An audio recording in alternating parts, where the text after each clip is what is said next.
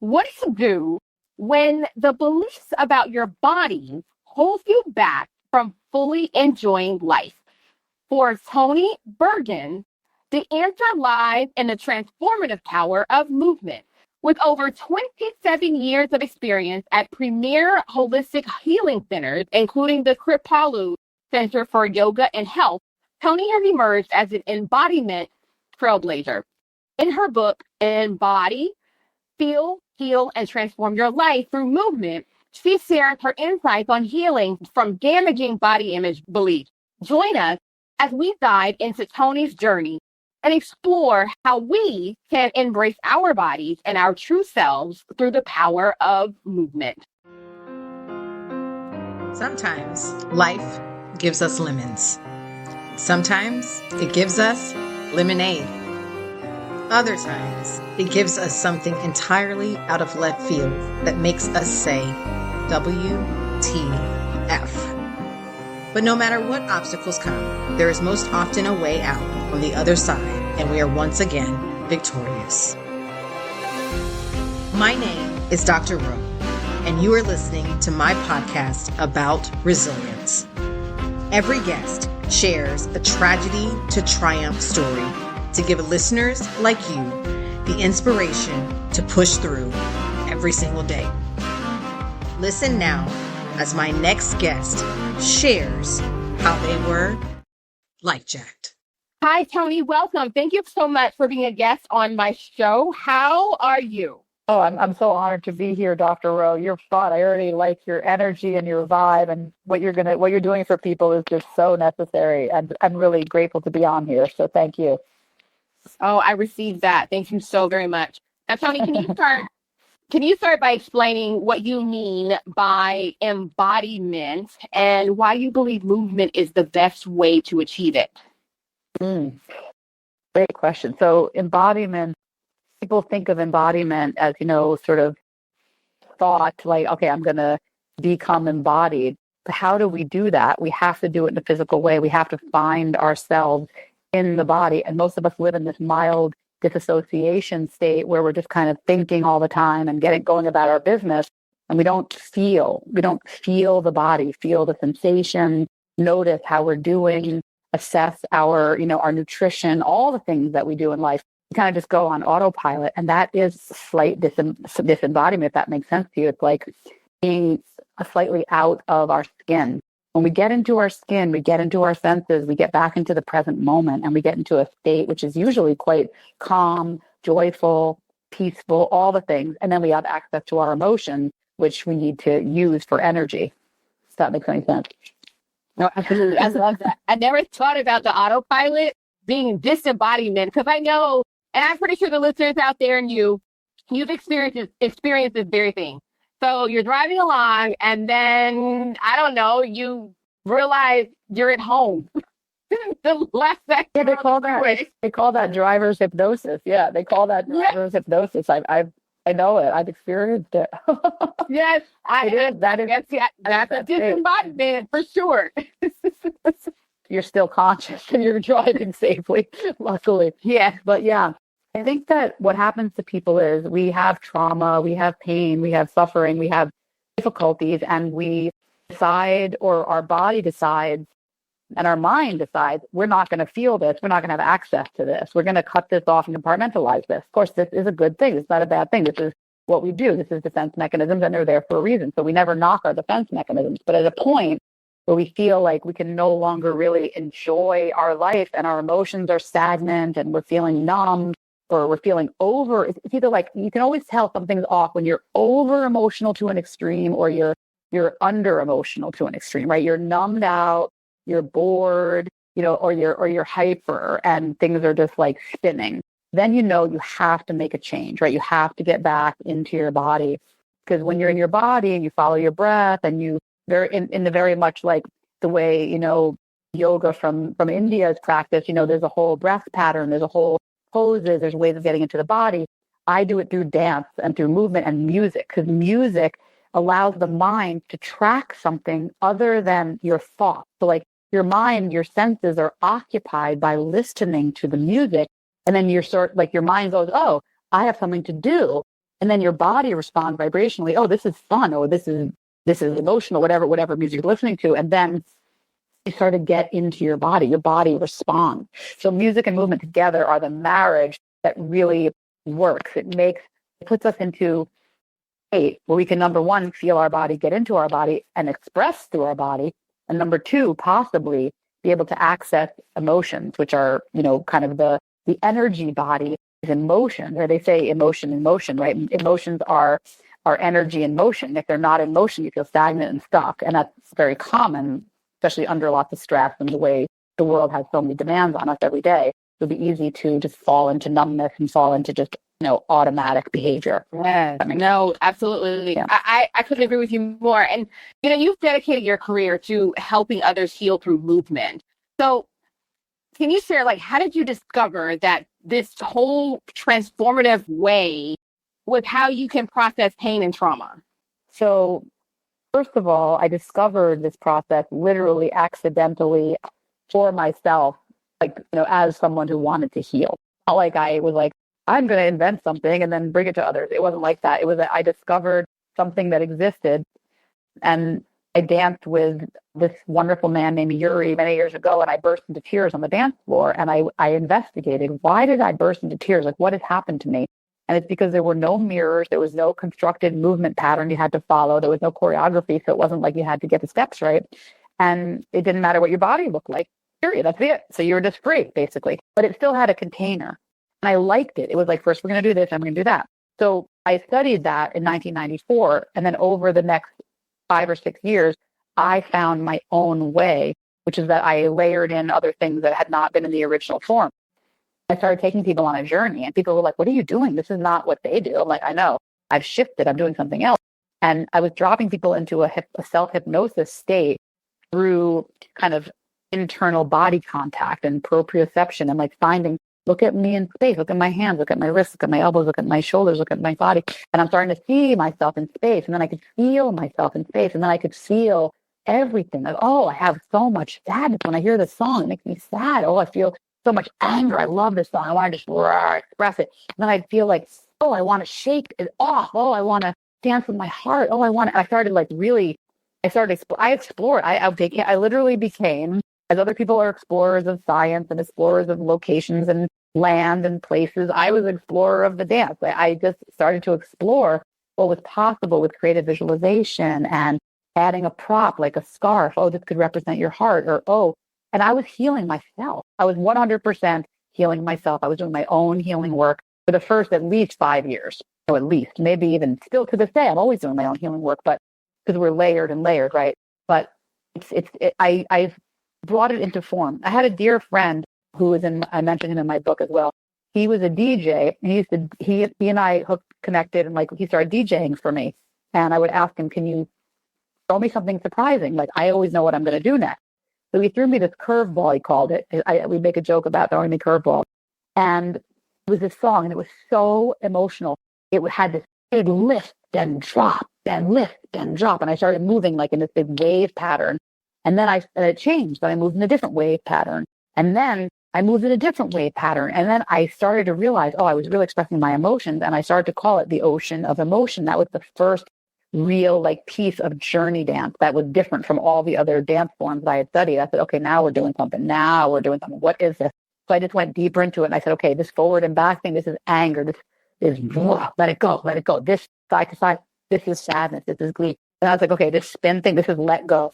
I started this dance called the ocean of emotion. Feel it to heal it. Let yourself bring up the emotions and then move through them, move with them, love them because they are energy. And then there was so much energy in the room. I was like, what am I going to do with this? Oh, now I want to I want to create something. So I started creating this dancing fire ceremony, I called it, where we make a big circle and we pretend to build a fire in our imagination, and we let go of things that are ready to be burned, and we bring things into life that are ready to be brought to life. This is before I studied shamanism, which I did study for many, many years later. And I have many teachers that I can thank for all the things that I do. This was sort of spontaneous. I was like, I have to release some stuff. How am I going to release it? Well, how do people release things? Well, they burn them, right? That's what we do with garbage. Let's burn this. So I'd say, what negative thoughts about yourself? What self-deprecation? What constant not liking yourself, not liking your life, hating yourself, thinking that you're not good enough, you're not perfect, all that stuff. What could be burned today? What could we let go of? And that's how I started. The journey dance really was like me going like, I gotta heal my mind. I love it. I love it. Now, how do you help people work with their difficult emotions or the difficult parts of themselves? Oh, this is really important. One of the ways that in journey dance, my biggest thing is always to hold a supportive space, hold a safe space, hold a sacred space so that emotions don't get negated. Like you're not allowed to feel anger, you're not allowed to feel grief. Because so many cultures and so many societies and so many parents, the way we're raised, like try to like really shut down the emotional response because it's scary, right? And we don't want to feel the more difficult emotion. But if we don't feel them, again, it's that energy stuff. So I think that power and anger are interrelated. And anger is when someone has taken someone's power. So anger is when the boundary's been crossed. Anger is suppressed, and because we're not allowed to express it, becomes like I don't know how to describe a force instead of it becomes like force instead of power. There's a difference. Power is flowing of the emotion, and force is like, I'm going to use my anger this way, right? So when we process our anger, I make a space. I call one of my dances is called Anger is Power. Sorry, it's Power is Emotion Release. So I have people just like get into this really intense music and they just make a lot of movement, a lot of punching and like kind of dancing really fast and big and hard. And by the time they're done, they feel like, oh my God, I just released so much of this pent up emotion. Now they feel powerful, not disempowered and not angry.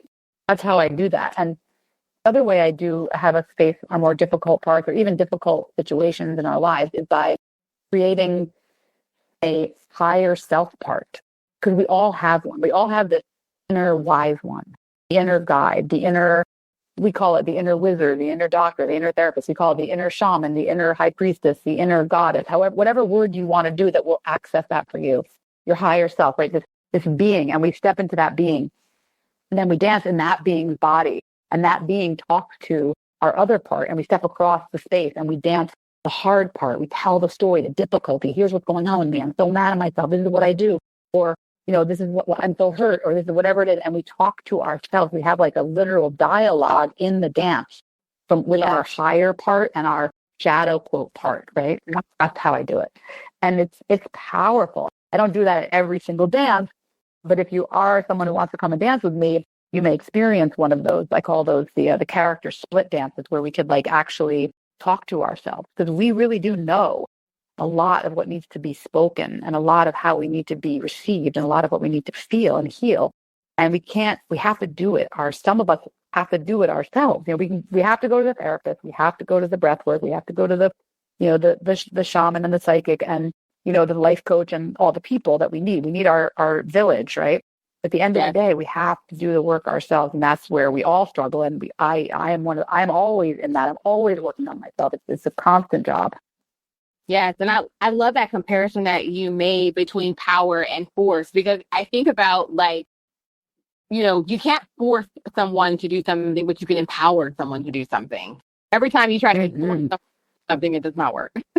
It does not work out. Absolutely. And it's like in the dance, that has to do with change, right? And why we heal. Because in order to heal, you have to move from one state to another, right? You have to move from a state of pain to a state of health, right? So, and you have to heal in the process. Yeah. It's a journey, right? And I love that. So it's more about power and it's not about force. I absolutely love that. I love that. Can I tell you what I was thinking? Because when you said that, you said you have to move into a different state. So I call my work really I used to call it move into a new story. And it was about my 3 steps for that process. Well, I have 4 steps. My 3 steps are: 1 is get into your body. Because if you're in your body and you're feeling and you're in the body, you're not disassociated, you're not out, you're not in the disembodied state. You're in the senses and you can start to feel your feeling, which is step 2, which is really hard. But if we feel, we can move through things. I think that what's happening is the lack of feeling is having people just go up into their head and start believing and listening to whatever they hear in the outside world, when really we have our own inner wisdom that we know from feeling. And most of us are compassionate, loving people. I really believe every single person is a radiant soul. It is a compassionate, loving person. It's just has been through experiences that have taken that away from them in some way, shape, or form. So how we come back to that is by getting back into the body in a very, specific way, awakening the energy body and really starting the healing process, like you're saying, the journey. So step 2 is feel the feelings, which is the hard part. People don't want to feel the feelings because it sucks. Feeling angry is not fun. Feeling sad is not fun. It's just not. And it's okay. We have to feel it. Anyway, I mean, trust me, I've avoided many things in my life. The third step is work with your mind, because the mind can perpetuate the negative state of feeling or put you in a positive state, because your mind is so powerful over your body. You want to get into a really good relationship with your mind. So the journey dance process, the whole embodied book, is about going on that journey and then finally saying, okay, I see. When I'm in an altered state, when I'm in the music and I'm in the movement, my mind quiets down. So now I can say, oh, I can choose the next thought that comes in. Oh, I didn't like that. You say that all the time, mind, and that's not what I think about myself, or it's not what I think about the world, or whatever it is that's been implanted into us I call it implanting from our osmotic upbringing. Like however you were raised, you have things that you say to yourself that you've heard thousands of times that you don't even realize aren't not your voice. Wow. Now, body image is something that many people struggle with. I mean, it's a significant issue. And sometimes people think it's a female issue, but no, there are a lot of men that also struggle with body image as well. So can you elaborate on how, people have these conditioned beliefs about themselves, about body image? So how can, sure, have they impacted people's lives and well-being? Yeah, I mean, I think the body image, I think it was a crisis. I think it shifted a little bit. I think there's a lot more body positive movements out there. There's a lot more people positive movements out there, but there really is this standard of beauty that is just ridiculous, and it's absolutely contrived. It has no meaning. It's just based on what sells. It's a consumer situation. So, but I just have to for a second, sorry to interrupt you, but I just have to say for a second, I don't know if it's shifted, because now we have all this Ozempic and all these other shots in body weight loss, and even though, oh my God, you're right, they were supposed to be for health, for diabetes, which is the thing people apply, but it has just turned into another cosmetic thing, right? And that now you can get the anti-aging and the cosmetic thing. Crazy. Right? Mm-hmm. Now you can get it whether you have diabetes or not. Now it's just like, right. Okay, I'm gonna retract my statement. It has not gotten any better. No, right. Fine. I mean, that's think of it that way. That's it's okay. It's okay. That's the point of the podcast. You're great. You're great. We can work. I'm fine with it. I actually think it's interesting and funny, because I just don't pay attention to every single bit of news because it's just too much. I just have to shut some of it out. But I agree with you. I guess I taught high school at a certain time period where I was teaching them the body myth and all the stuff, and all these famous teachers that were teaching people how to deprogram themselves from what beauty is. So the beauty myth, it was all this great stuff. And I feel like that stuff is very much out there in the world now, so at least people do know about it. But you're right. I mean, the consumer world is trying to make us beautify, period, end of story. So the beauty world trying to make us beautify, which means whatever it means to that person, whatever they're selling. So we have to unravel from that stuff. One of the things that we do in Journey Dance is we don't dance with mirrors.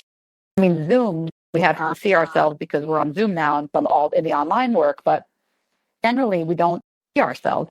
We just are dancing. We're just feeling. We're just in enjoyment. We're in the body, and it's music and other people. And that is a healing in itself. Just to dance with other people with no mirrors is a healing in itself for the body image. Because when you can move, when you can move the body and it feels good, it starts to change the way you feel about yourself. It actually brings feelings of self-confidence and self-love to yourself, because it actually is enjoyable to move. So I think body image is... Oh, yeah. Go ahead. You go. Okay. So, how exactly do you decide when you get ready to do one of your classes? How do you decide to integrate expressive art into your workshops? I mean, is it something that's predetermined or does it just happen in the moment, just whatever expression comes to you? Like, how exactly does that work? Oh, I mean, I've found over years and years I have a lot of beautiful co-facilitators on my team, and we need to add writing because one of the things we always add writing to every workshop because there's something about putting pen to paper that really brings people into a different state. You start writing maybe a love letter to the self or love letter to your body. I mean, we do so many things with that. And then we bring art because there's something about using like a color to make marks on a paper to like actually show the feeling that you're having. Like, so it's non-linear, it's not mental. And then, of course, the theater piece is just woven into Journey Dance. Journey Dance has so much psychodrama and theater in it just by the nature of being dramatic and having fun with it. There's really fun dances inside of this.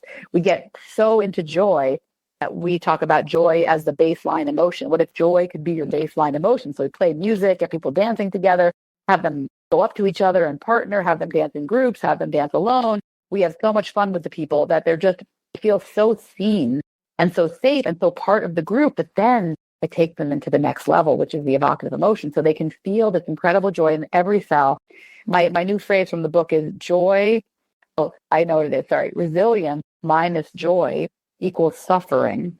Resilience plus joy equals empowerment. If you can come back to joy after you feel all your other feelings, you really are empowered. You really are. Because that's the favorite emotion, right? Wow. On page like 125 or something. I remember seeing it because I asked her to make it into an equation. Yeah, Because it I really love is. it. Wow, that's amazing. So I love that. Resilience minus joy equals suffering, and resilience, but resilience plus joy equals empowerment. Oh my gosh, that's like mind blowing. Just mind blowing. Oh, yay. I'm so glad. I love that. Well, I've been working on that one for years because without joy, I just suffer, right? I mean, like I could decide I'm just not gonna let myself, I can't feel any joy, so I'm gonna suffer. So I have to teach my body joy though. You have to teach it. You gotta get on the dance floor, you gotta do whatever it is that brings you joy. Obviously, people are gonna have very different ways to find joy. But gotta have some kind of joy in your life, whether it's connecting with friends or playing games or cooking or whatever it is people do. Some people find joy in being outside and you find joy on the dance floor. I just think it's essential to fill your body as much joy as you can. So when the hard times come, we have joy in there. It's almost like I think of it as a bank account. It's like I got to have some joy in the bank so that if I fall apart, you know what I'm saying? Yes. Oh my gosh. I love that, man. I got a new mathematical equation to remember in my life. I love it. I love it. Oh, yeah. Can you share, perhaps a success story that you may have observed in one of your participants in one of your workshops? Yeah, I mean, so many. I mean, and many of a similar story. I'll share with you like the most common story is that someone will come to the dance floor and cry and have a big release, some emotion, and then feel so joyful and then leave and then come back in a week or a month or a year and take teacher training and then go out there and teach. That to me is the ultimate healing story. People come with so much trauma. And, I'm not a trauma therapist. I want you to go to the trauma therapist. I'm a movement facilitator of transformational movement. So you're going to feel good. You're going to be able to release through the body some of the stuff that's stuck. And then people end up feeling like, oh, I want to teach other people how to do this because I have one woman, I won't, of course, I'll share with you a bit of her story. So she actually wrote about this one in the book. So she came to teacher training. She had danced with me a few times, had such a beautiful experience. And she ended up during teacher training having a big, big, big shaking release. And she shook and she was sweating and she had a big release. And she was very much like, I have to shake this out. Like, this is my childhood trauma. It's here, it's coming up, and I just have to let it go. And she just was like a shining beam of light after that. It's not like she's never going to feel or have the memories again, but she knows now that she can move forward. It's like, that's the thing. We're not going to like chop the trauma off and like throw it in the garbage. It doesn't happen that way. Even though I talk about burning and releasing, it's really integrating so that like our mind believes that our body knows we have felt this. We're gonna have to cry this. We're gonna have to shake this. We're gonna have to, anger this. We're gonna have to feel the feeling of this, and then we're gonna move forward with some sense of empowerment and self-confidence. That's all I really want for people, is to be able to move forward. So getting stuck is really the worst, when we're just in emotion we can't get out of. You know what I mean? Movement brings that release, that possibility.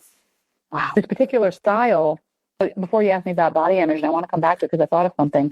I feel like body image is a symptom of the not good enough perfectionistic crisis. And it shows up in the body image, and there's many people, if you have a serious body image issue, you would need to go and see a therapist who handles that directly. But as someone who's had my own eating disorders, in the teen years and early 20s, it wasn't really about my body, even though I was making my body suffer. It was my mind that was suffering. It was pain, emotional pain that I wasn't letting myself feel. And it was my mind diminishing me and making me feel like I wasn't good enough. So however you want to write that story, it's a very common story. So if we can come and reshape our mind and see, like when you're dancing, right? I'm doing it right now. Like I'm snapping my fingers for a second, right? Just snap your fingers for a couple of seconds. You just start to feel, make your own rhythm. You just start to feel a little bit better. It's like something happens when you're in rhythm, and you just start to feel better. I'm telling you, it's no joke. Like so real, and you can do it with anything. You can do it with anything. You can bring joy. You can say, you know what? I haven't cried in years, and I'm stuck. And you put on a sad song, and you just let it out. It's like that kind of thing. And I'm careful with the work. It's only 1 or 2, 3 songs, like of each quality. So you do it slow. You learn. You peel the layer of the onion. Well, you don't like smash into this. It's not like a one and done. It's a process. It's an unlayering. It's a deprogramming. It's an unplugging. It's a slow burn. Even though there's a lot of ecstatic moments in it, the practice, if you repeat it over and over, start to be like, oh, there's more. There's more. There's more. There's more. I'm still uncovering more and more and more, which is beautiful. That's life. This is a journey. You know all this. You're a transformational leader. Yeah. Most definitely. Now, your book Embodied came out last year. And so what are you most excited for readers to take away from it? Oh, there's so many parts that I love. I tell my story a little bit, share, from a perspective of someone who's just, lived a bit of life. And what I'm most excited about, I think, is getting people, honestly, I'm going to say this is like, I'm just like, I'm scanning the whole book right now in my mind. I think it's the chapter on the heart. I think by the time you get to the heart, which is like way down in the book, there's something that has happened. You have felt your feelings. You have done some big alchemy work where you transmute some stuff. You've celebrated. You found your funky. You found your body. And now you can get into your heart and say, my heart, my darling, what can I do for you? How can I hold you in the space? How can I be there for you in a new way? How can I listen to you? I think that's my favorite chapter. And it's one of my favorite teachings. And it's about dancing with your heart and knowing that men can do it and women can do it and all beings can do it. Doesn't matter what gender you are, you can dance with your heart. You can hold your heart in your own arms and say, guess what? I'm 55. I've made it through to your little one that has suffered, that has been in pain, that has had trauma and trials and tribulations of life and all the things, right? You can hold that little part of you as an adult being and say, I've got you. It's like, it feels kind of triumphant in a way. Like the hero's journey, like you're here. If you're still here, you're doing great. Yes. I love that. I love that. You know what I mean? Yeah. I mean, your podcast is about resilience and, Yeah. Yes. No, for sure. For sure. In your opinion, what are the best ways to build resilience? Persistence. I mean, my thing is persistence and bandwidth and capacity. So for me, I've listened to many, many, many stories. I've held space for many, many, many people. I've danced and danced and danced. I've cried and cried and cried. I've felt anger. I mean, I've just expanded my own bandwidth so much so that I have some capacity. And the second thing is persistence. Like, I just feel like I've got will. I've got willpower. I've developed it over many years. Like if I commit to something, I'm going to do it. And it just helped me build resilience. Like I think every step of my journey and looking back, reflection can help you build resilience as well. Like looking back and saying, okay, this is what I've been through. This is what I've experienced. And here I am. And I'm always evolving. I'm always growing. I'm progressing. I'm at this point right now and I'm better than I've ever been. That to me is resilience. Like that's, I don't know if I answered your question, if I defined resilience or if I told you how to get resilience. No, it's fine. Either way, it worked. Yeah, it's like, how do you build resilience? It's you be present, be there when you're in the moment, you be there. That's embodiment. That's what I learned. I was trying to get out of the body so much. And when I realized that was not the way, it was into the body, and I could be present, right? Like I'm sitting here with you, Dr. Rowe, and I'm really excited. Like I feel like your energy and mine, we're dancing right now. We're doing this recording, but we're dancing right now. Yes. No, hey, we both in the moment earlier, and I felt like I was getting down. Well, Toni, thank you so much for insights and experiences with me and the listeners today. Your work in helping individuals heal and embrace their bodies through movement is truly inspiring. We appreciate your passion for this transformative journey. And listeners, please get out and get a copy of Embody. And so as a matter of fact, Toni, how can listeners find and connect with you and purchase a copy of your book? So, of course, it's available where all books are sold, Amazon, Barnes & Noble, Target, etc. And Audible. I did do the audiobook with music, everybody. So I have at least 3 original songs that I've written that are in the audiobook, which will never be in the print book. And I have music underneath the movement section. Plus, if you buy the book in hard copy, there's a QR code you pop into this website, and it has video practices and music playlists, and there's just tons of stuff for you. And you can get that at journeydance.com, which is my regular website, journeydance.com, or tonibergins.com is where the book is located as well. So hope that helps. And there's lots of ways to dance with me and my whole team of Journey Dance teachers all over the country and world. There's over 1,500 of them out there being such incredible ambassadors for the work and helping people heal because they themselves went through the process and healed. So I'm excited for you to find us, journeydance.com. I love it. I mean, especially if there's music, and because I love music. Oh my goodness, I love music.